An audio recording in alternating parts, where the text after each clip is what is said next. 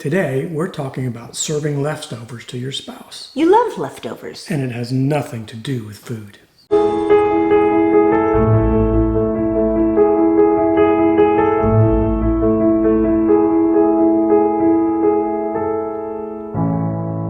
Are you saving the best parts of you for your spouse and your marriage? Or are they getting your leftovers? What's left after you've given the very best of yourself to everything else and everyone else? Sometimes it's easy to trade the important for the urgent. Yeah. There are so many things demanding our attention and our focus. Our kids, our work, our home, and even our ministry all have immediate needs. And then there's this that I'm always looking at. It's all screaming for a piece of our time and energy. Because our marriage needs don't seem as immediate or urgent, right? We give into the temptation to invest ourselves in everything else. We assume our marriage can wait until things calm down, until the kids are older, until our careers take off, or until whatever. Well, we're 61 and it hasn't calmed down yet. It can't wait. Your marriage can't wait. Intimacy can't wait. It's organic. This connection between you is either connecting and connecting, or it's pulling apart. It's either growing or it's starting to die. There's no status quo. So if you're only always feeding your marriage with leftovers, it's going to get pretty boring. It's unhealthy. Yeah, maybe malnutrition. Yeah.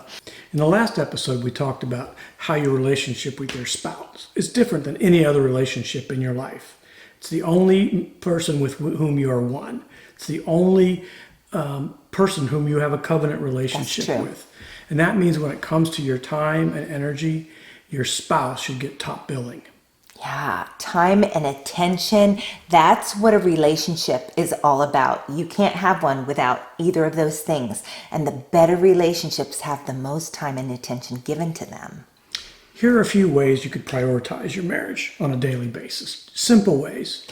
Have a meaningful, non-functional conversation. Something besides calendars and to-do lists. You can ask, what's one thing I can do today to make your day better?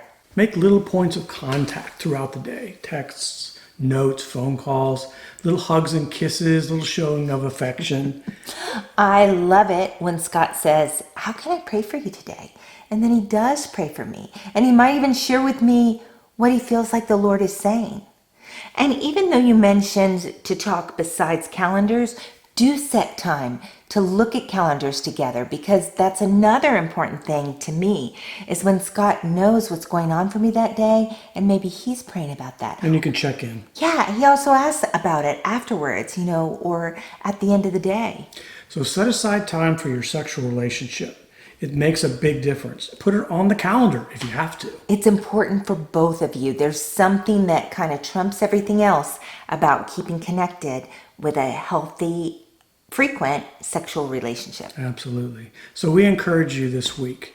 Look at ways you can really bless each other on a daily basis.